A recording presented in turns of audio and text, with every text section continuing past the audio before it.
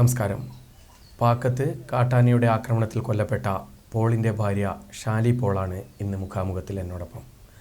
നമസ്കാരം. ചേച്ചി, ഈ ഒരു സംഭവത്തിന് ശേഷം ഇപ്പോഴും ആ കൊലയാളി ആന ഈ പ്രദേശങ്ങളിലൊക്കെ ഉണ്ട്. നിങ്ങൾ പറഞ്ഞത് ഇതിന് ശേഷം നിങ്ങൾ പറഞ്ഞൊരു കാര്യം, ഈ സംഭവത്തിന് ശേഷം നിങ്ങൾ പറഞ്ഞത് ആനയെ എത്രയും പെട്ടെന്ന് ഇവിടെ നീക്കം ചെയ്യണമെന്നാണ്. പക്ഷേ ഇതുവരെ നീക്കം ചെയ്തിട്ടുണ്ട്. എങ്ങനെയാണ് ഈ പ്രദേശങ്ങളിലുള്ളവരുടെയൊക്കെ ഒരു ജീവിതം? എങ്ങനെയാണ് ജീവിതം? വളരെയധികം ബുദ്ധിമുട്ടാണ് ആനശല്യം കൊണ്ട്. പിന്നെ കൃഷി ചെയ്യാനും പറ്റില്ല. മനുഷ്യർ വീട്ടിൽ രാത്രിയായ പേടിച്ച് ഉറങ്ങുവാണ്. മുറ്റത്തിറങ്ങാൻ പറ്റാത്തൊരു സാഹചര്യമായി ഇപ്പം ഞങ്ങൾക്ക്. പുറത്തേക്ക് ഇറങ്ങുമ്പോഴത്തേക്ക് ഞങ്ങൾക്ക് പേടിയാണ്. പട്ടി കുറയ്ക്കുമ്പോഴത്തേക്ക് ആനയാണ്. ഇന്നലെ ആന എവിടെയുണ്ട്, അത് ഭയങ്കരമായിട്ട് പട്ടി കുറയ്ക്കുന്നു. 10 മണിയായപ്പോഴത്തേക്കും, ഒരു 7 മണി 7:30 ആയപ്പോഴത്തേക്കും ആനയുടെ ശല്യം വന്നു തുടങ്ങി. ആന കരയുന്ന, നമുക്ക് ഈ കരച്ചിലിൻ്റെ ശബ്ദം കേൾക്കില്ല. ഈ TV ഒക്കെ തുറക്കുന്നുണ്ട്. പിന്നെ പട്ടി വരയ്ക്കുന്നതായിട്ട് ഞാൻ പറഞ്ഞു ആന എവിടെയുണ്ട്, പരിക്കകത്തുനിന്ന് പുറത്തിറങ്ങണ്ടെന്ന് പറഞ്ഞു. വളരെയധികം ഈ സംഭവം നടന്നു. പിന്നെ പുറത്തിറങ്ങാൻ ഭയങ്കര പേടിയാണ് ഞങ്ങൾക്ക്. ഈ സംഭവത്തിന് ശേഷം ആന ഈ ഭാഗത്തേക്കൊക്കെ വന്നിട്ടുണ്ട്? ആന ഇഷ്ടംപോലെ ഇതിൽ പോകുന്നുണ്ട്. ആന ഇതിൽ അവർ പോലീസുകാർ അതാണ് ഡ്യൂട്ടിക്ക് നിർത്തിയപ്പോൾ പോലീസുകാർ വന്നത് ആനയുണ്ട് ചേച്ചി, അതാ ടോർച്ചുമായിട്ട് ഇവിടെ വന്ന് ടോർച്ച് മേടിച്ചു നോക്കുമ്പോൾ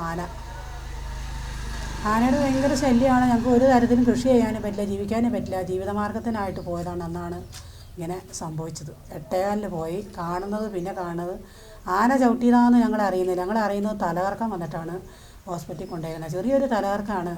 മൂക്കിക്കൂടെയും വായിക്കൂടെയും ബ്ലഡ് എടുത്ത്. ഞങ്ങൾ ചെന്ന് നോക്കും പറ്റ അവസ്ഥയുടെ നിലയിലാണ് കാണുന്നത്.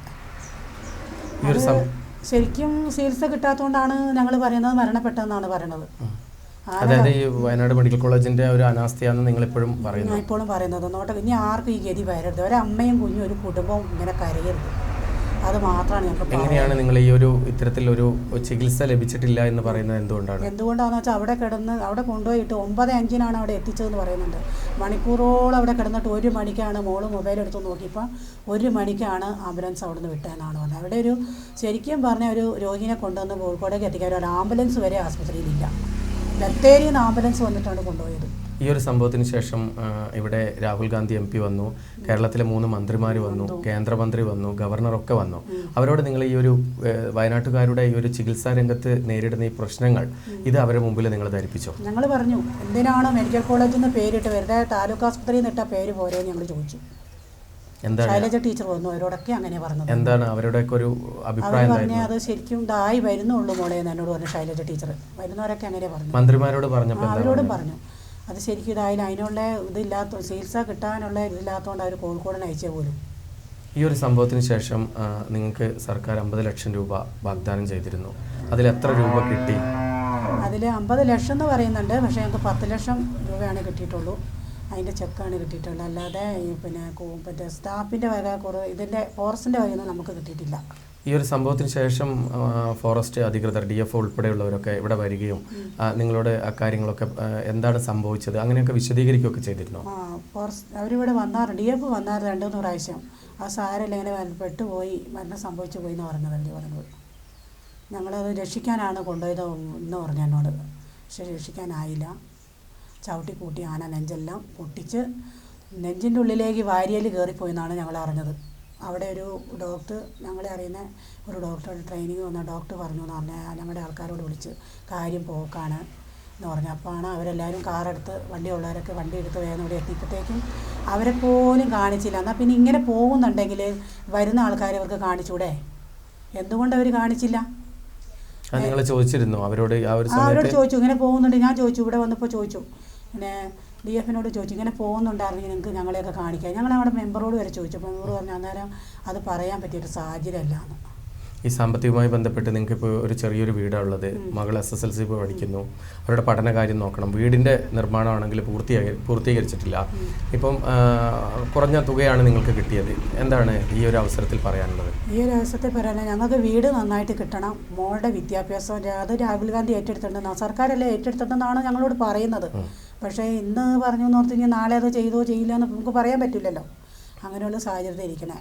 ഈ ഒരു സംഭവത്തിന് ശേഷം ഇപ്പം കഴിഞ്ഞ ദിവസങ്ങളിലും വന്യമൃഗ ആക്രമണം വയനാടിൻ്റെ പല ഭാഗങ്ങളിലും ഉണ്ട്. അപ്പോൾ ഈ ഒരു മന്ത്രിമാർ, കേന്ദ്ര വനം പരിസ്ഥിതി മന്ത്രി ഉൾപ്പെടെ വന്നതാണ്, വയനാട് സന്ദർശിച്ചതാണ്.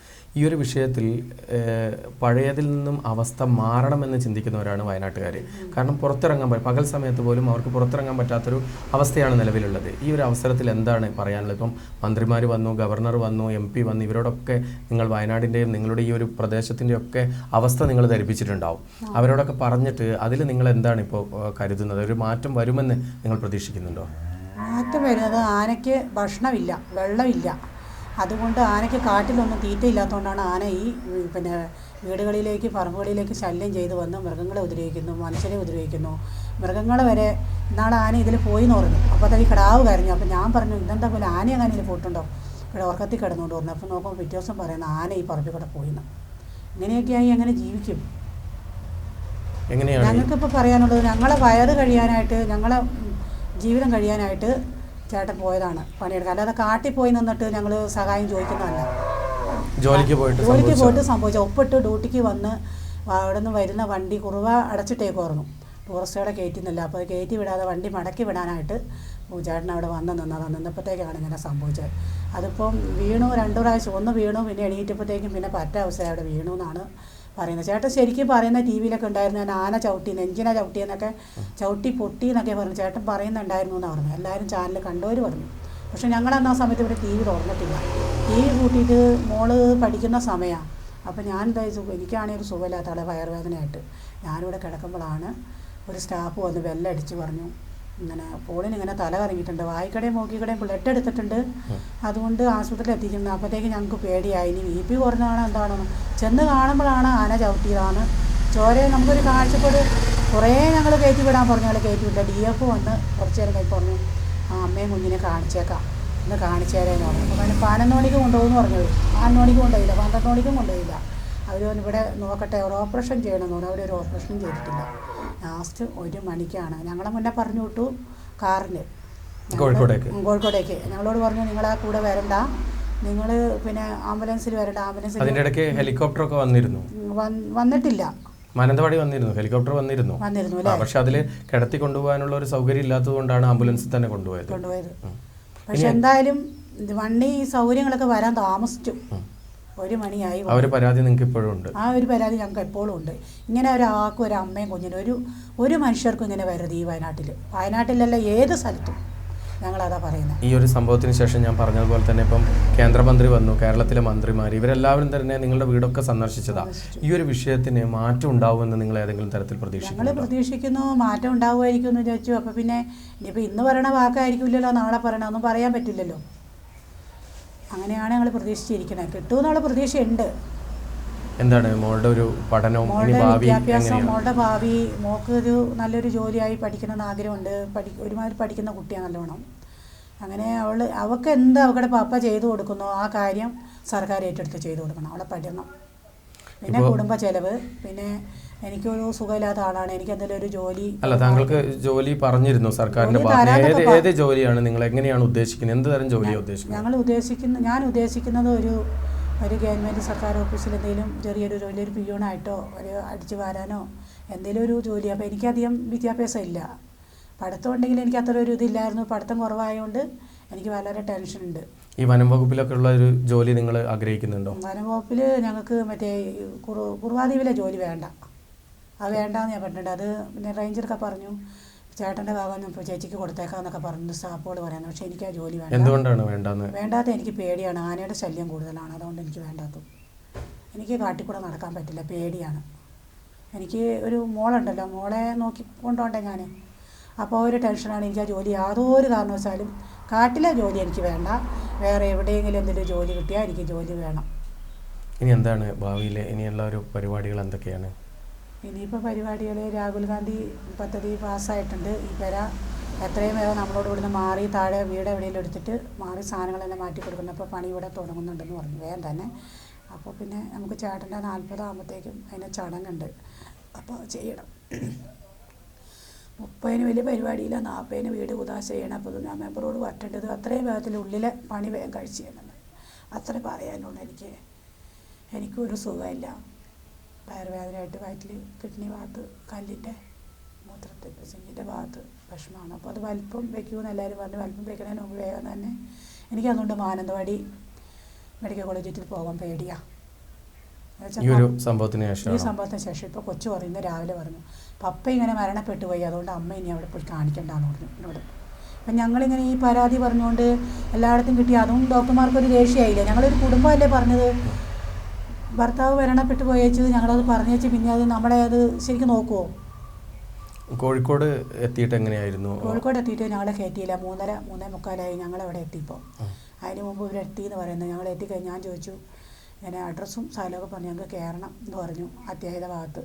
അപ്പോൾ അവർ പറഞ്ഞു ഇപ്പോൾ കൊണ്ടുവന്നല്ല, അപ്പോൾ കുറച്ച് കഴിയട്ടെ ചേച്ചി, ഇപ്പോൾ കയറ്റാൻ പറ്റില്ല, ഒരു അരമണിക്കൂർ ഞങ്ങൾ അവിടെ ഇരിക്കുമെന്ന് പറഞ്ഞു.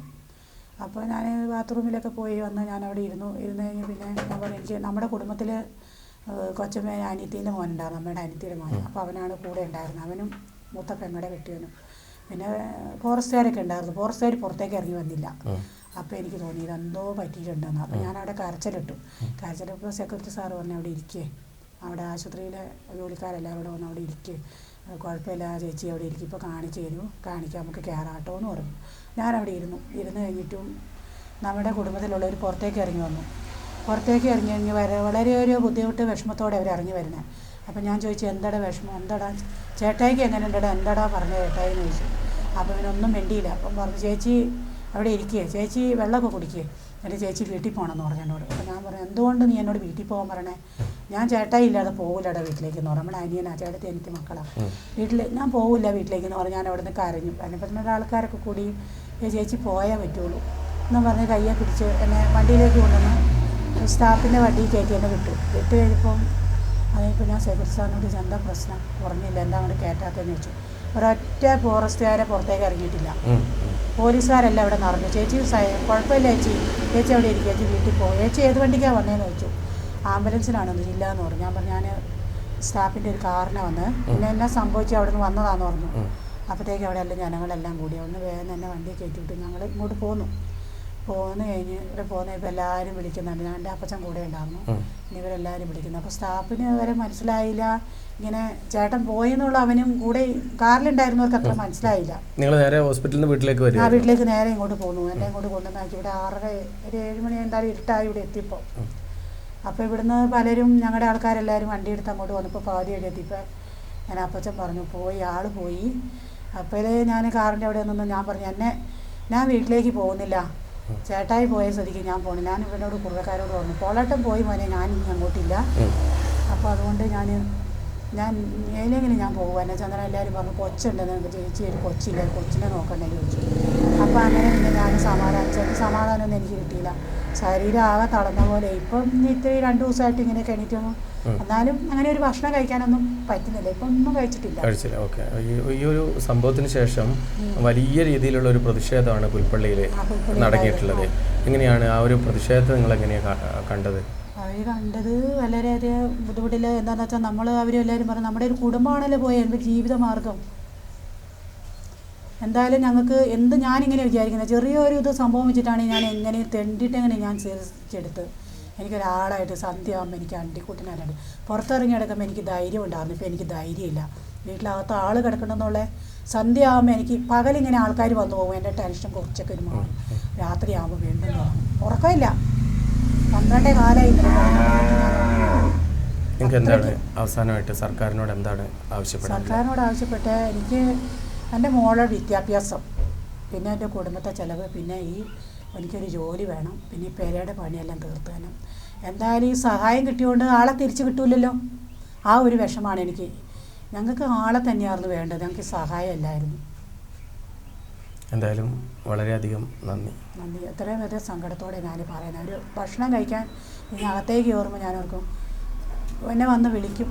കുറേ പോയിട്ട് വന്നിട്ട് പപ്പയെ ചോദിക്കും മോളോടും അമ്മ എന്തേടി, അമ്മേനെ വിളിച്ചേടി, അമ്മ അതിലെ പോയി ചായ ഉണ്ട് എന്നെ കഴിക്കാനുള്ളതെന്ന് ചോദിക്കും. ആ ഒരു സങ്കടം എനിക്ക് സന്ധ്യ ആവുമ്പോൾ പൊട്ടുമായിരിക്കും.